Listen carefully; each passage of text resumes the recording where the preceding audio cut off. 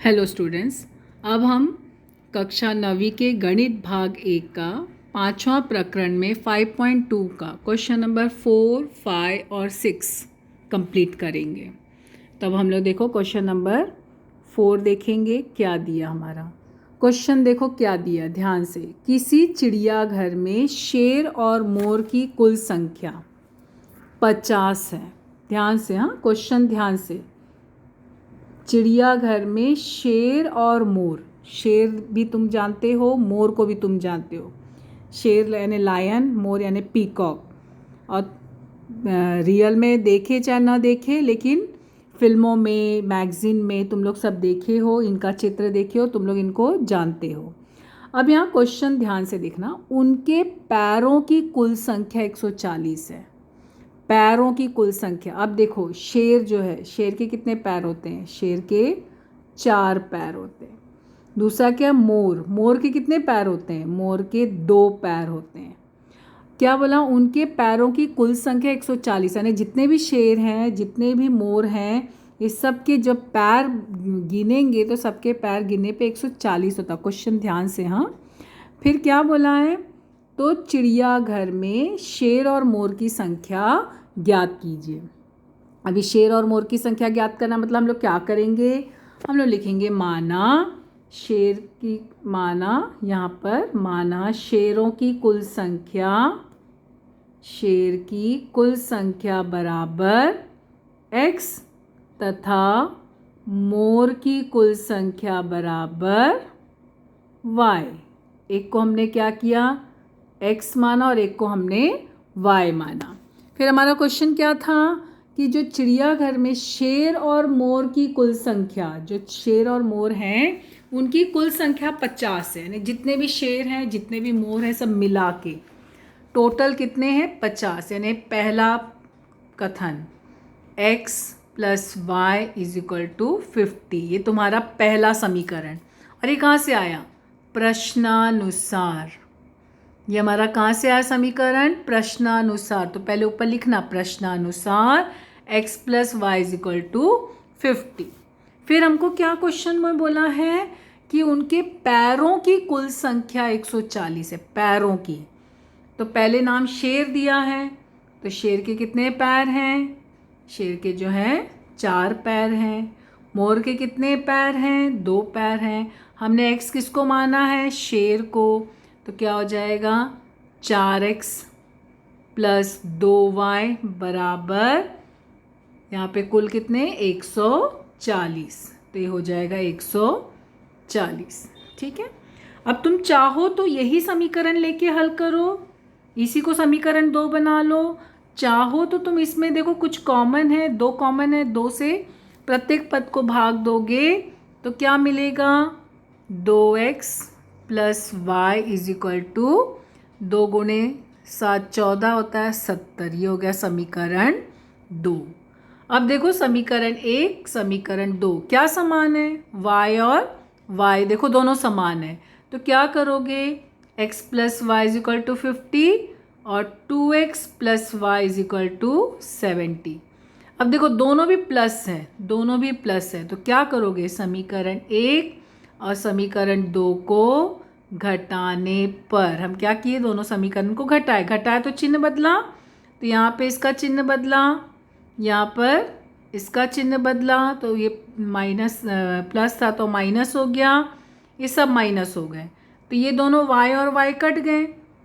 और 70 यहाँ पे देखो, यहाँ पे पहले देखना x - 2x, x - 2x है, x और ये -2x है तो -x, और यहाँ पे -70 है तो क्या हो जाएगा? -20। तो माइनस माइनस कट गया, x बराबर कितना मिला? 20। अब ये 20 को तुम चाहो तो किसी भी समीकरण में रखो, चाहे समीकरण 1 में रखो, चाहे समीकरण 2 में रखो, y का मान मिलेगा। वैसे 1 में आसानी है, देखो 1 में 20 रख दिए, पक्षांतर किए तो 50 में से 20 गया तो कितना मिला? 30। यानी y का मान हमको कितना मिला? 30। तो यानी x 20 है, तो x यानी मोर, शेर है, शेर को हमने x माना था, तो कुल शेर 20 और कुल मोर कितने हुए? 30। ठीक है, ऐसे आंसर हल होगा। देखो यहाँ पे हल किया हुआ है समीकरण को। हल कैसे किया है, पहले तो क्या बोला है, माना जो है यहाँ पे प्राणी संग्रहालय में, क्योंकि प्राणी संग्रहालय बोला ना, शेरों की संख्या x और मोर की संख्या y। फिर पहली शर्त के अनुसार या आधार, या तुम लोग लिख सकते हो प्रश्नानुसार, दोनों में से कोई भी लिख सकते हो। पहला समीकरण क्या मिला, x प्लस वाई बराबर 50, क्योंकि जितने भी मोर और शेर सब मिला के कितने हैं, टोटल 50 हैं। फिर क्या बोला है, प्रत्येक शेर के 4 पैर, मोर के 2 पैर, यानी प्रश्न में दी गई दूसरी शर्त के अनुसार। तो यहाँ पे भी तुम डायरेक्ट लिख सकते हो प्रश्नानुसार, ठीक है। लेकिन ये पूरा कथन लिखोगे तो भी चलेगा, या डायरेक्ट लिखो प्रश्नानुसार 4x + 2y = 140। ये कैसे आया, क्योंकि देखो पैरों की संख्या बोली है, शेर के 4 पैर इसके लिए 4x, मोर के 2 पैर इसलिए 2y। अब इसमें कॉमन क्या है, 2 कॉमन है, तो 2 से भाग दिए तो क्या मिला, 2x + y बराबर 70। अब चूंकि देखो यहाँ पे y और ये y दोनों भी चरांक समान है और दोनों का चिन्ह भी समान है, इसके लिए क्या हुआ, समीकरण को घटाएंगे। तो जब हम समीकरण घटाते तो हमें पता है ना, चिन्ह बदलेगा, तो जो चिन्ह बदलोगे उसको कोष्टक में लिखना, जो चिन्ह बदलोगे उसको कोष्टक में। तो +y -y कट गया, 2x में से x घटा x और यहाँ पे घटा 20, तो x बराबर 20। फिर क्या किया, x बराबर 20 को समीकरण 1 में रखा गया, तो 50 - 20 30। प्रश्न कथन का है, तो उत्तर भी कथन में, प्राणी संग्रहालय में 20 शेर और 30 मोर हैं। कथन का सवाल है तो आंसर भी कथन में आना चाहिए। फिर उसके बाद अगला सवाल देखो, पांचवा सवाल क्या बोला है, संजय को नौकरी करने पर प्रति माह कुछ वेतन मिलता है, तो प्रतिवर्ष वेतन की राशि में कुछ वृद्धि भी होती है, ठीक है। देखो यहाँ पे क्या बोला है, संजय को नौकरी करने पर प्रति माह यानी हर महीने कुछ वेतन मिलता है, और क्या बोला, प्रति वर्ष वेतन की राशि में कुछ वृद्धि होती है। ध्यान से शब्द देखना, माह बोला यानी महीना, वर्ष बोला यानी साल का लेना है, तो वो ध्यान में रख कर देखो, यहाँ का शब्द और यहाँ का शब्द दोनों अलग अलग हैं। फिर क्या बोला, यदि 4 वर्ष बाद उसका कुल वेतन 4,500 रुपये प्रति माह और 10 वर्ष बाद 5,400 रुपये प्रति माह, तो उसका मूल वेतन कितना है और प्रतिवर्ष उसको कितनी वृद्धि रकम मिलती है। बोला ना आप कि प्रतिवर्ष उसको कुछ वृद्धि मिलती है, तो वो कितनी मिलती है वो ज्ञात करना है। तो जो ज्ञात करना उसको क्या करोगे, पहले उसको चरांक मानोगे।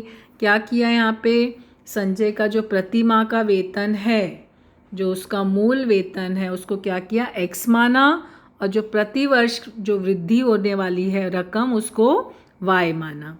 अभी तुमको क्या प्रश्न में बोला था कि 4 वर्ष जो है 4 वर्ष बाद, देखो हमारा प्रश्न है ना यहाँ पे, यदि 4 वर्ष बाद उसका कुल वेतन 4,500 रुपये प्रति माह है, यानी कि उसको जो है 4 साल के बाद कुल वेतन उसका इतना हो गया महीने का, और 10 वर्ष बाद उसका वेतन महीने का इतना हो गया। तो अभी हमको समीकरण बनाना, तो पहला समीकरण क्या बना, देखो पहली शर्त के अनुसार क्या बोला, x + 4y = 4,500। अब ये 4y क्यों आया, ये कहाँ से आया, क्योंकि तुम्हें बोला ना 4 वर्ष बाद, और ये y हमारा क्या है, जो प्रति वर्ष जो वृद्धि हो रही है उसको y लिया है, और तो वर्ष कितने 4 वर्ष हो गए, इसके लिए यहाँ पे 4y, तो x + 4y = 4,500 पहला समीकरण। दूसरे समीकरण में क्या बोला था कथन में, 10 वर्ष बाद, इसके लिए यहाँ पे 10 लिया, तो x + 10y = 5,400। ये हो गया समीकरण 2। अब देखो यहाँ पे समीकरण 1 और 2 में कौन सा चरांक समान है, देखो x चरांक, ये दोनों समान हैं और दोनों में चिन्ह प्लस है। जब दोनों का चिन्ह सेम होता तो समीकरण को क्या करते, घटाने पर, इसलिए देखो घटाया गया है। तो जब घटाते हैं तो चिन्ह क्या होता है, बदल जाता है। और जो तुम लोग नोटबुक में लिखते समय जो भी चिन्ह बदलोगे उसको ब्रैकेट में लिखना, कभी भी जो चिन्ह बदलते हैं उसको हम ब्रैकेट में लिखते हैं, ठीक है। तो इससे तुम्हें समझ में आएगा कि क्या हमारा चिन्ह बदला है। तो इसके लिए जब चिन्ह बदलोगे तो उसको ब्रैकेट में लिखना, तो तुम्हें समझ में आ जाएगा, ठीक है। ये ब्रैकेट में ऐसे। अब देखो +x -x कट गया। अब यहाँ पे देखो 10 में से 4, क्योंकि ये माइनस हो गया ना 6y, यहाँ पे ये माइनस हो गया तो ये घटा है 900, यानी 6y बराबर 900। फिर उसके बाद पक्षांतर किए तो क्या हो गया, y बराबर 900/6, यानी y बराबर कितना हुआ 150। ये हो गया y का मान। अब ये जो मान आया है ये y का मान है, y का मान 150 है।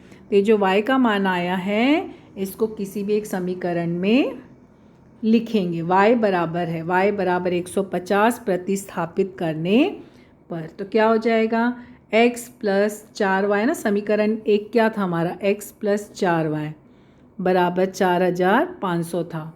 तो y की जगह पे क्या लिखे 150, 4 गुणे y है ना ये, तो 4500 मिला।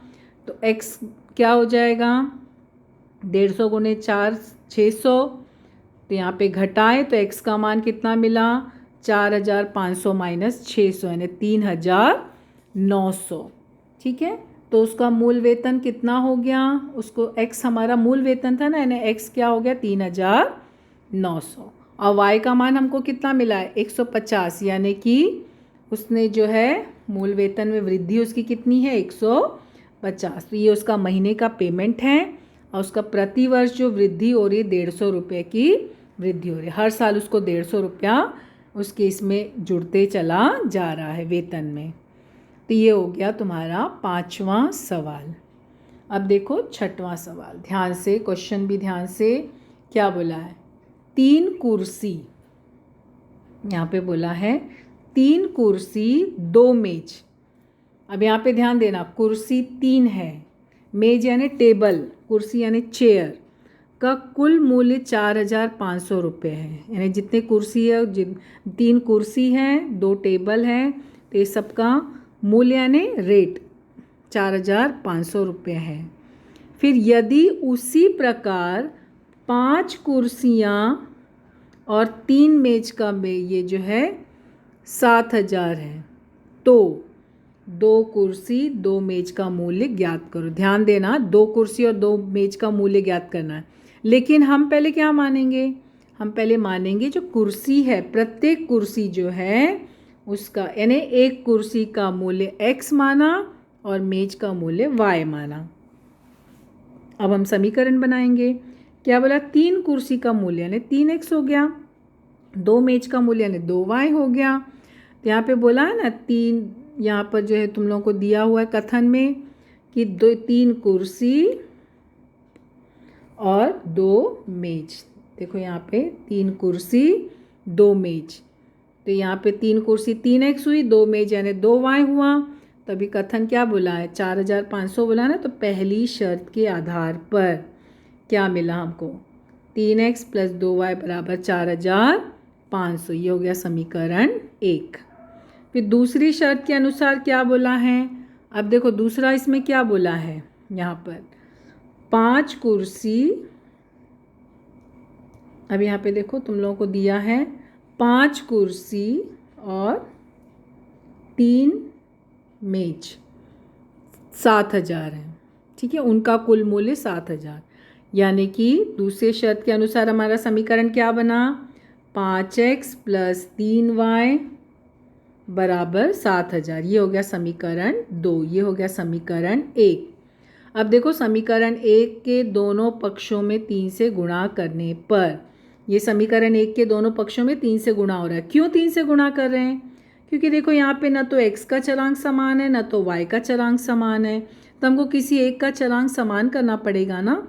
तो इसके लिए ये लोग 3 से गुणा कर रहे हैं, किसको समीकरण 1 को, तो प्रत्येक पद को गुणा किए तो 3 गुणे 3 9x, 3 गुणे 2 6y और 4500 गुणे 3 तो कितना हो गया 13500। लेकिन अभी y का चर अभी भी समान नहीं हुआ है। अभी क्या करेंगे, यहाँ पे y को समान कर रहे हैं। अब समीकरण 2 को किससे गुणा कर रहे हैं, समीकरण 2 को 2 से। तो क्या हो गया, 10x + 6y बराबर 1400। अब देखो हमको दोनों समीकरण मिला है। अब हमारा ये समीकरण, अब इस समीकरण को 3 और 4 क्यों लिखा गया है, इसको समीकरण का नाम इस तरह से क्यों लिखा गया 3 और 4, क्योंकि हमने जब गुणा किया, गुणा करने पर ये मिला ना। अब देखो यहाँ पे 6y और 6y दोनों समान है, लेकिन दोनों का चिन्ह प्लस है। इसके लिए क्या किया गया, घटाने पर घटाया गया है। तो ये घटाने पर ये चिन्ह सबके बदले, तो ये दोनों कट गए। क्या बचा, 10 में से 9 घटा x और 14,000 में से 13,500 घटा तो 500, यानी x का मान कितना मिला, 500। अब जो x का मान मिला है किसी भी एक समीकरण में रखो, चाहे एक में, यहाँ पर एक में रखा गया है, तो यहाँ पे समीकरण 1 में जब x का मान प्रतिस्थापित किया गया तो तुम लोग प्रतिस्थापित करने पर लिखो, या तुम लोग लिख सकते हो x का मान 500 समीकरण 1 में रखने पर। तो यहाँ पे रखे, और ये 2y ऐसे ही रहेगा, ये 4,500 ऐसे ही रहेगा। 3 × 500 कितना हुआ, 1500। ये गुणा किए ना, तो गुणा करने पर कितना मिला, 1500। 2y ऐसे ही रहेगा और ये ऐसे ही रहेगा। अब पक्षांतर करो, अब पक्षांतर करो तो क्या मिलेगा, देखो यहाँ पे ये जो है 4,500 माइनस 1500, तो घट के कितना मिला, 3,000।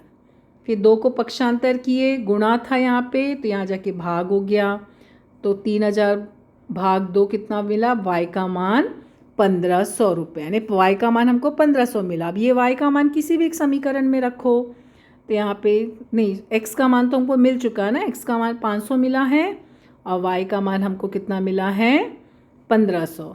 और x हमारा क्या है, एक कुर्सी का मूल्य। x हमारा क्या है, एक कुर्सी का मूल्य x है। और y हमारा क्या है, y जो है वह मेज का मूल्य है। तो एक कुर्सी का मूल्य 500 है, मगर हमको प्रश्न में क्या ज्ञात करने को बोला था, 2 कुर्सी का मूल्य, यानी 2 कुर्सी का मूल्य कितना हो, 2 × 500 यानी 1,000। फिर ऐसे ही तुमको बोला है 2 मेज का मूल्य, एक मेज का हमको 1,500 मिला था, तो 2 का कितना हुआ, 1,500 × 2 कितना हुआ, 3,000। यानी कि 2 कुर्सी और 2 मेज का कुल मूल्य, प्रश्न में बोला ना दोनों का कुल मूल्य यानी टोटल, तो 2 कुर्सी का 1,000 और 2 मेज का 3,000 मिलके कितना हुआ, 4,000। कथन का सवाल था तो उत्तर भी कथन में होना चाहिए। तो यहाँ पे हमारा उत्तर देखो, 2 कुर्सी और 2 मेज का कुल मूल्य 4,000 रुपये है। तो इस तरह से 5.2 का चौथा, पाँचवा, छठवां सवाल कंप्लीट किया गया है। और लॉकडाउन की वजह से 5.2 का 7वां, 8वां, 9वां, 10वां सवाल कट है। तो ये सवाल तुम्हें नहीं हल करना है, ये कोरोना की वजह से सिलेबस कट किया गया है ना, तो 5.2 का 7वां, 8वां, 9वां, 10वां सवाल तुम्हें हल नहीं करना है, केवल पहले से लेके 6 तक। ये सिर्फ वर्ष 2020-21 के लिए ही है। अब प्रकीर्ण प्रश्न संग्रह 5 के क्वेश्चन नंबर 2 और 3 हम लोग पहले हल कर चुके हैं पिछले इसमें। तो अब हमें प्रकीर्ण प्रश्न संग्रह 5वें का क्वेश्चन नंबर 1 और क्वेश्चन नंबर 4 अपनी नोटबुक में हल करना है। और इस तरह से हमारा प्रकीर्ण प्रश्न संग्रह प्रकरण 5 पूरा होता है, प्रकरण 5 हमारा कंप्लीट होता है। Thank you.